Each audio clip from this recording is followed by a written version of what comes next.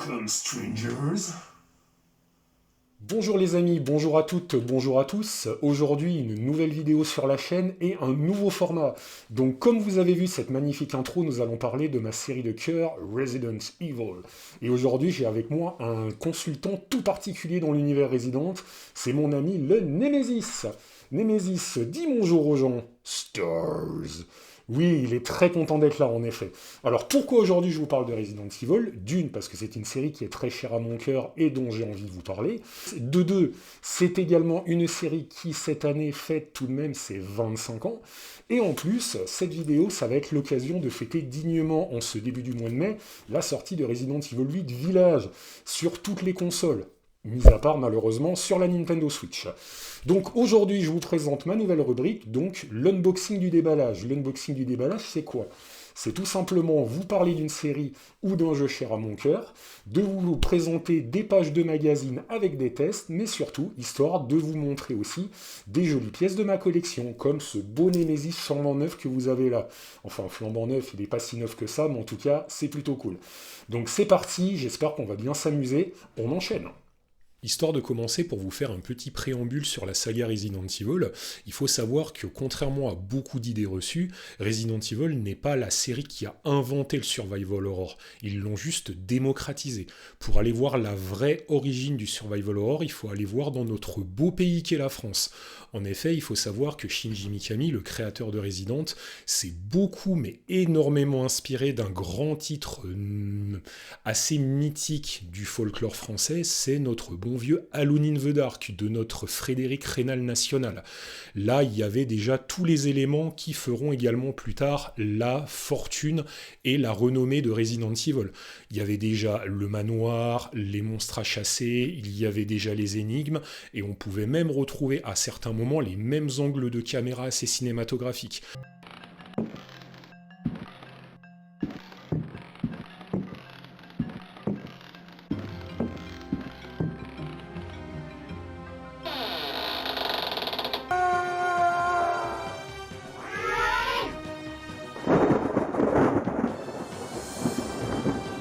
Il faut savoir, pour la petite histoire, que pendant des années, Shinji Mikami s'est défendu de s'être directement en fait inspiré de Alone in the Dark, et c'est seulement il y a quelques années qu'il a enfin retourné sa veste et qu'il a enfin admis sa copie, façon de parler.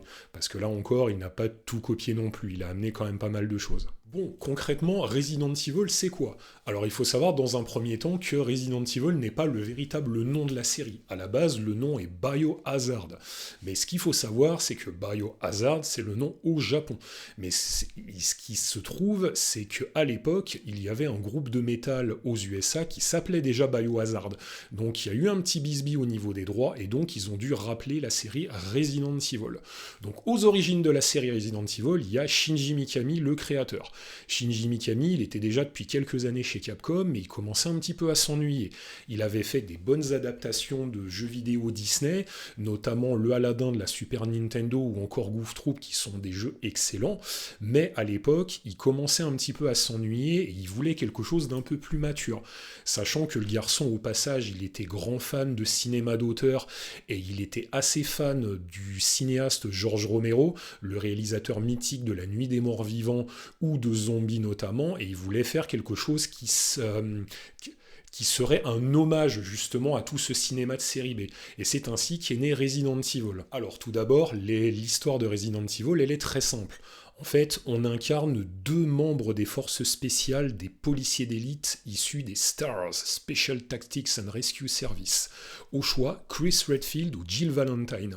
Ces derniers sont envoyés en mission pour récupérer des camarades à eux disparus, et ils vont tout simplement se retrouver piégés dans un immense manoir qui abrite ni plus ni moins qu'un laboratoire secret visant à développer des armes biologiques, dont le fameux virus T qui a la possibilité de transformer les gens en zombies assoiffés de sang.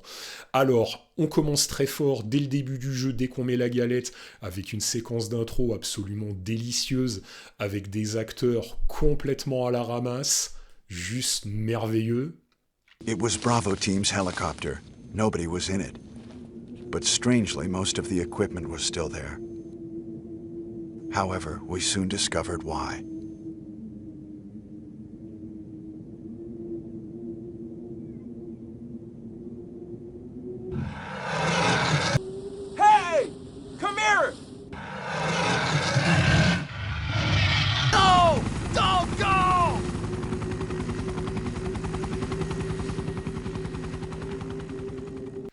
Et après nous avoir balancé un casting de folie, le jeu reprend de plus belle, et là on arrive directement dans le manoir, et on est parti. Chris Redfield.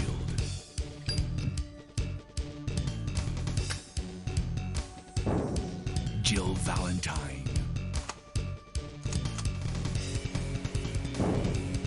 Barry Burton.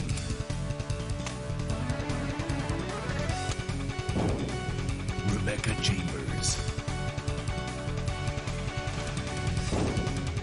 Albert Wesker.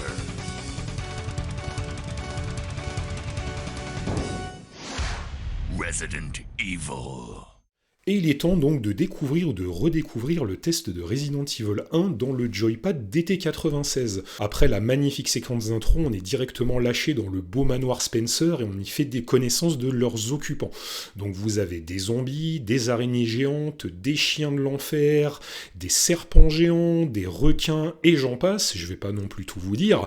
Et vous avez donc tous les ingrédients qui ont fait le succès de la série. Vous avez des personnages en 3D sur des décors en 2D pour des décors beaucoup plus fins, vous avez des musiques qui sont inoubliables et qui vous plongent dans cette ambiance horrifique.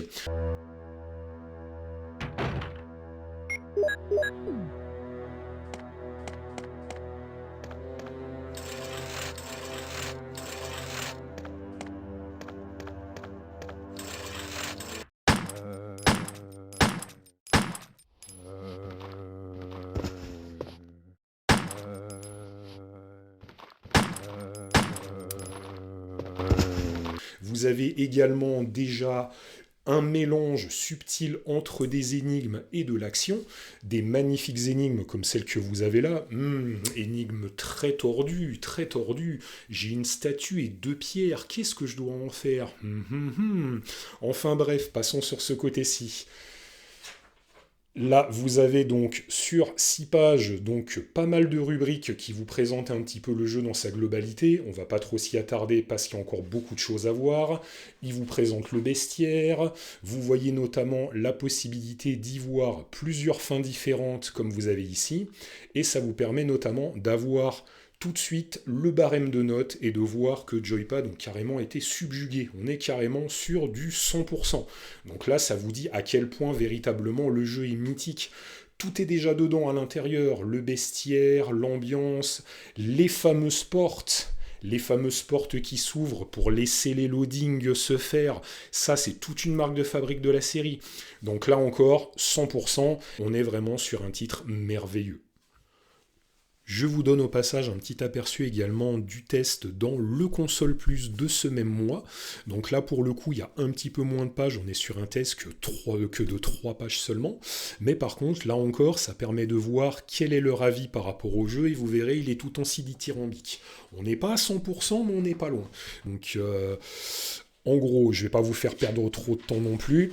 On n'est pas là pour ça. On passe aux notes. Et voilà. Ça se passe de commentaires, intérêt 95%. Vous avez là encore donc des notes qui sont très dithyrambiques. Il n'y a rien qui soit en dessous de 90%. Forcément, on était vraiment sur le haut du panier.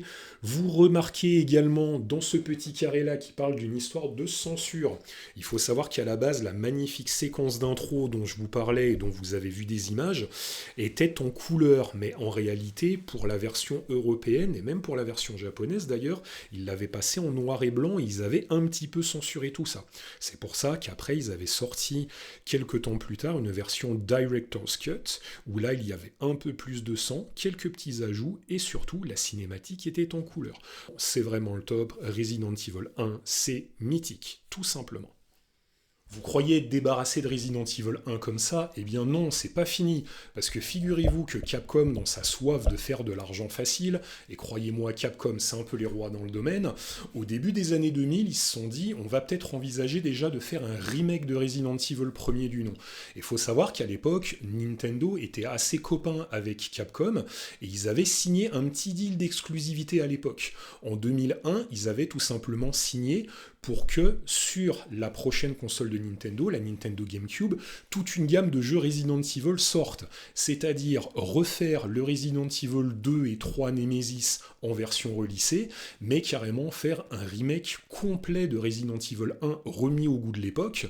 Donc autant dire que c'était pas du luxe pour le coup, et surtout, ils avaient eu l'exclusivité qui sera devenu temporaire après pour le fameux Resident Evil 4, sur lequel on reviendra plus tard.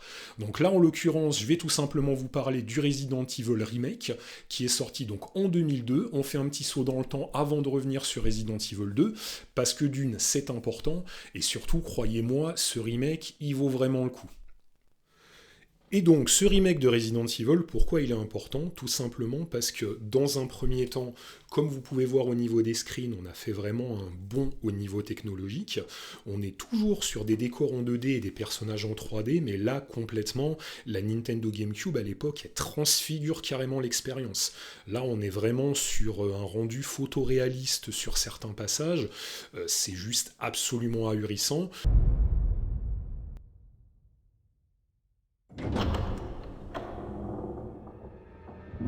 The show must go on. It's not like we're out of this yet. I think you'd better take a look at What this. is it? No.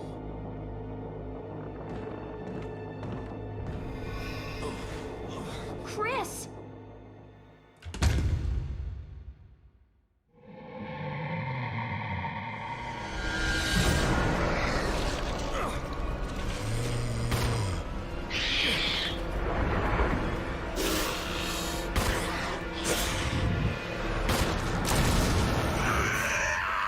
Il y a pas photo, on est bien d'accord. En plus, si vous avez déjà vu mon ancienne vidéo, vous voyez le petit console plus d'or là-haut, donc je vous laisse imaginer que la note va être quand même très élevée. Là, pour le coup, ils avaient touché quand même pas mal de choses, parce que l'avantage de ce remake, c'est qu'ils ne s'étaient pas contentés de faire un simple remake. Ils avaient rajouté des choses. Ils avaient pris les grandes files de l'histoire, mais il faut savoir qu'ils avaient rajouté pas mal de choses. Ils avaient rajouté des boss, ils avaient rajouté des énigmes, et carrément des pans de scénario supplémentaires. Si je vous parle par exemple de Lisa Trevor, notamment, les fans, vous allez trépigner un peu. Donc du coup, on passe tout de suite à la note, sans plus tarder. Et bien voilà, tout simplement, un petit 95% console plus dehors. Donc là encore, on a des graphismes époustouflants, des combats intenses et une aventure inspirée, mais bien entendu, qui dit remake dit qu'ils étaient restés quand même fidèles à l'original et il y avait quand même une certaine raideur dans les mouvements. Mais là encore, croyez-moi, c'est pas non plus très grave. Sachant qu'après, ils ont ressorti le jeu sur les générations PS4 et Xbox One, et là, ils ont affiné un petit peu le gameplay. Et donc, il est temps maintenant de faire une petite revue d'unboxing. Donc, comme j'ai déjà dû vous en parler, Capcom, c'est les rois du remake et du recyclage, et Resident Evil, typiquement, surtout le premier, c'est le jeu qui ne veut jamais mourir. Donc là, en l'occurrence, vous pouvez découvrir la version Director's Cut du premier épisode sur PlayStation, qui est ni plus ni moins que la version non censurée avec plein de petits ajouts sympathiques. Vous avez le fameux remake qui était sorti sur la Nintendo GameCube en 2002. Pour savoir, pour ceux qui ne connaissaient pas, sur Nintendo GameCube, c'était des mini-DVD. Donc là, on est vraiment sur un jeu absolument mythique avec une réalisation énormissime. Il y avait eu également un petit coup de recyclage sympa, notamment sur la Nintendo DS avec Resident Evil Deadly Silence. Alors là, pour le coup, c'est pas très original, mais c'est quand même vraiment la classe de pouvoir avoir du Resident Evil 1 dans la poche. Vous avez également, un peu plus tard sur PlayStation 4, une réédition qui compilait donc le remake du Resident Evil 1 refait en HD et le remake du Resident Evil 0. Mais ça, on aura l'occasion d'y revenir ensemble. Après ce petit unboxing Resident Evil 1 sympa, on va revenir en 1998 et on va passer sur Resident Evil 2. Alors Resident Evil 2, il sort en 98 après un développement un peu houleux. Il faut savoir qu'il est passé de main en main. Le créateur, Shinji Mikami, sur celui-là n'est pas directeur mais uniquement producteur. Et le directeur, à l'époque, était un jeune loup qui faisait véritablement ses premières armes dans le gaming, même si ce n'était pas son coup d'essai. Et c'est devenu d'ailleurs un grand ponte, Hideki Kamiya, à qui nous donnera notamment plus tard la célèbre série des Devil May Cry. Enfin bref, donc Resident Evil 2 concrètement, on se retrouve maintenant dans la peau non plus de Chris Redfield, mais de Claire Redfield, donc la jeune sœur de Chris qui est à sa recherche parce que Chris a mystérieusement disparu vers un voyage en Europe. Pour le coup, pour l'accompagner, on va avoir un deuxième personnage, Leon S. Kennedy, un jeune flic qui vient faire son premier jour, mais forcément ce premier jour, il va pas se passer comme il l'espérait. Donc il faut savoir que Resident Evil 2, là où c'était vraiment cool à l'époque, c'est qu'il n'y avait pas un, mais deux scénarios. Et chacun des scénarios était divisé en deux scénarios différents. Donc il n'y avait pas une, mais 4 histoires. Donc là, en l'occurrence, je vous montre quelques petites images également de la pub japonaise du jeu. Il faut savoir que cette pub est assez exceptionnelle parce qu'elle est réalisée par George Romero. Alors George Romero, je vous en parlais tout à l'heure, c'est le réalisateur mythique qui a créé véritablement, qui a contribué à populariser le film de zombies. Il avait notamment fait le fameux Zombie dans les années 70 et avant le fameux La Nuit des Morts Vivants qui restera extra culte. Donc pour le coup c'est assez rigolo parce qu'on rend à César ce qui appartient à César.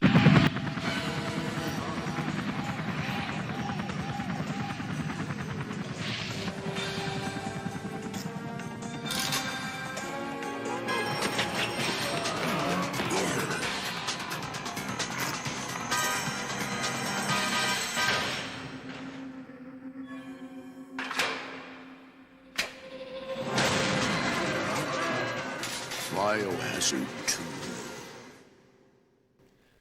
Et c'est dans le console plus de mai 98 que l'on se plonge dans l'univers de Resident Evil 2. About 2 months ago, there was this incident involving these zombie-like creatures. Chris and the other STARS members discovered that Umbrella was behind everything.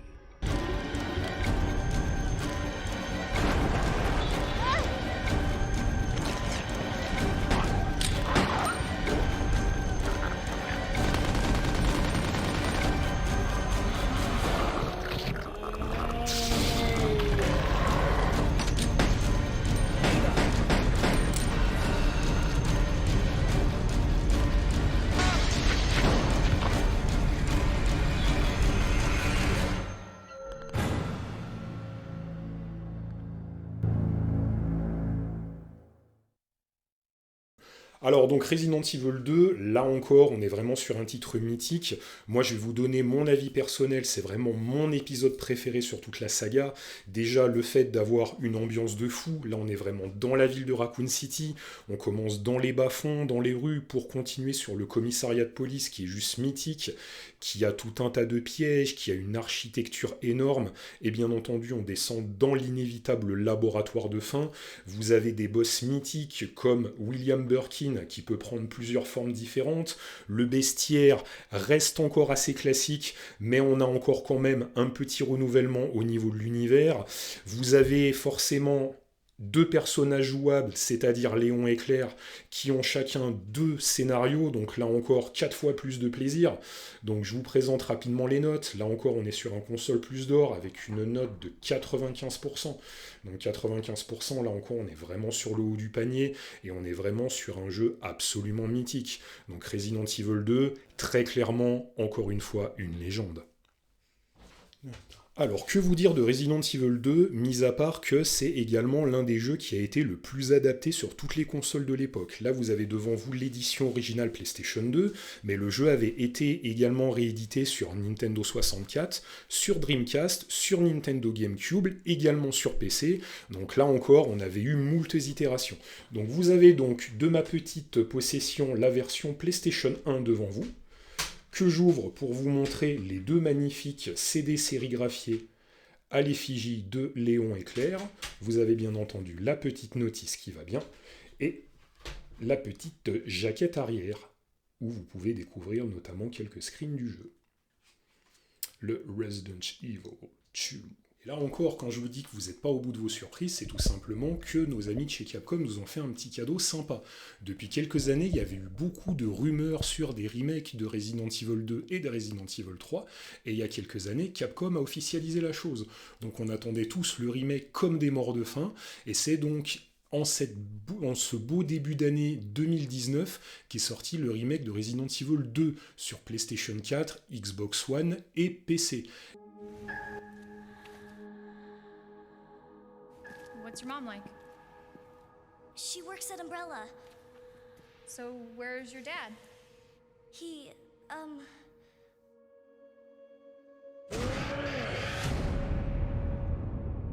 he's gone.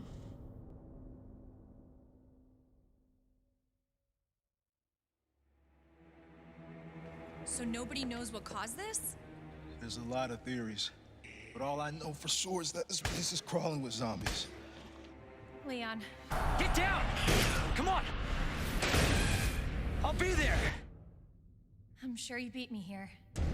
Et là, ça a été une méga claque. Je vais pas trop m'épancher dessus parce qu'on en a déjà beaucoup parlé sur d'autres médias, mais là où justement j'ai quand même un petit truc à vous montrer, c'est une petite édition collector que je me suis procurée à l'époque et qui est vraiment sympa. Et cette petite édition collector sympa, la voilà devant vous. C'est l'édition de nos amis de chez Pix'n'Love. Il faut savoir que depuis quelques années, maintenant, ils commencent à faire une petite collection qu'on appelle la Game Series. Et il faut savoir qu'ils rééditent pas mal de jeux, avec forcément les petits bonus qui vont bien, les petits artbooks. Je vous fais découvrir ça plus en détail. Et devant vos petits yeux ébahis, voici donc cette fameuse collector Pix'n'Love. Donc vous avez naturellement, comme dans tout bon collector qui se respecte, je vous rassure, donc le jeu, la petite boîte qui va bien brillante, vous avez une série de lithographies collector qui sont, ma foi, du plus bel effet.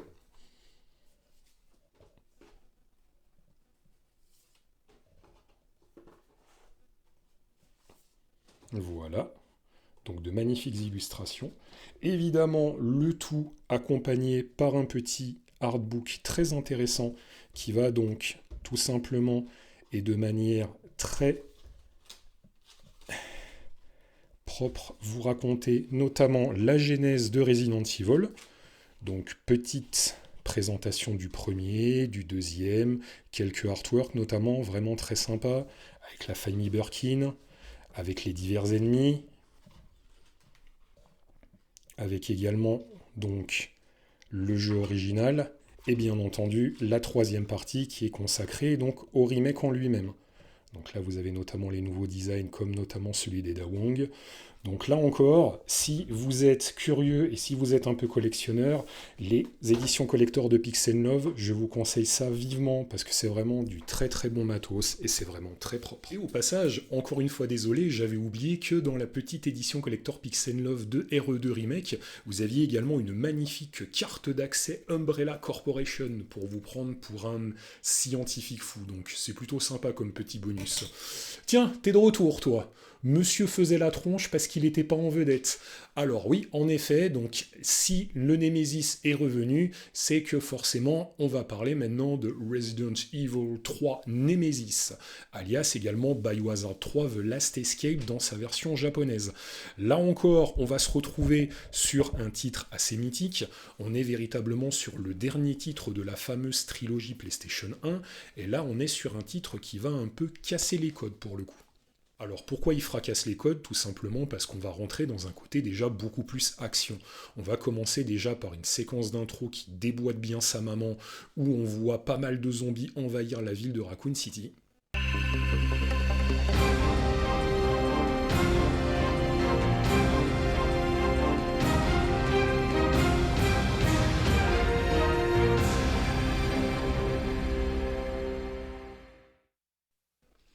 Ce qu'il faut savoir également, c'est que cet opus est un peu particulier parce qu'il se passe avant Resident Evil 2, c'est-à-dire 24 heures avant, et la deuxième partie du jeu se passe 24 heures après. Et là, on va incarner à nouveau donc la belle et sexy Jill Valentine, qui, suite donc aux événements de Raccoon City, se décide à quitter la ville. Mais là encore, tout va pas se passer comme il faut, parce que à ses trousses a été lancé notre ami ici présent, le Nemesis, qui n'a qu'une seule chose en tête, beat les stars. Donc tout simplement, il faut buter les stars. Et là, du coup, pour Jill, ça va pas être de la tarte. Et on enchaîne comme cool chaîne avec le test de Resident Evil 3 dans le console plus de mars 2000. Là, en l'occurrence, donc Resident Evil 3, Stars. Ah, tais-toi, toi. Ça y est, monsieur, il est en vedette et il se sent plus pissé. Donc là, pour le coup, Resident Evil 3 Nemesis, c'est un épisode qui se veut un peu plus action.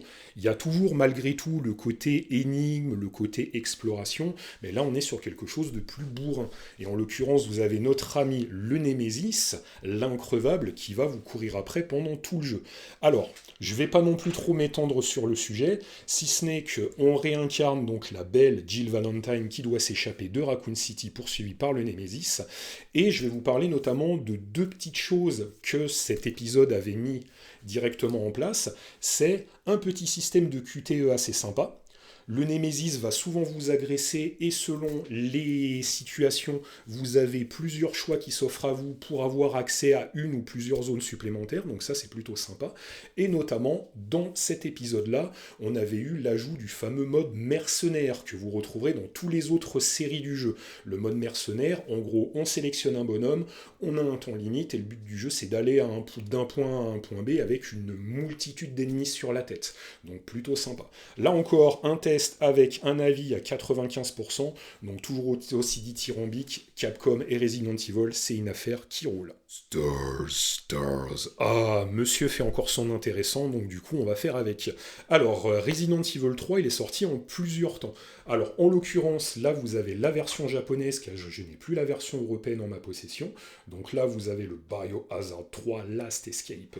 Donc tout est en japonais bien entendu, mais ce qu'il faut savoir avec les Resident Evil en japonais, c'est que vous pouvez très bien y jouer, pour la simple et bonne raison que à l'intérieur du jeu, les dialogues ne sont pas en japonais, mais tout simplement en anglais sous-titré Jap. Ce qui veut dire qu'au niveau des dialogues, vous pouvez suivre ce qui se passe, et surtout au niveau des inventaires, vu que tout fonctionne avec un système d'icônes, c'est facile de s'en dépêtrer. Là, vous avez carrément un petit descriptif à l'intérieur publicitaire de tous les produits dérivés de l'époque.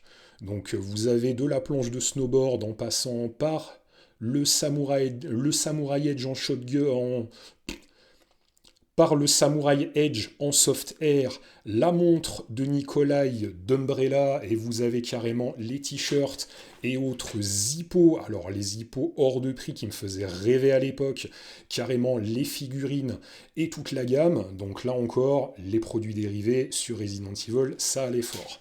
Donc ça c'était pour le Resident Evil 3, en l'occurrence le Biohazard 3, et bien entendu, si vous avez suivi l'actualité vidéoludique, l'année dernière était sorti le remake de Resident Evil 3 sur PS4, Xbox One et PC. Alors là par contre, c'est un remake qui a un peu plus divisé que le remake de Resident Evil 2, pour la simple et bonne raison que malgré un effort notable au niveau de la mise en scène et de l'action, il y a certains pans du jeu qui ont un petit peu disparu, et c'est un petit peu dommage pour le coup. Mais ça reste quand même là encore une référence et un très bon jeu.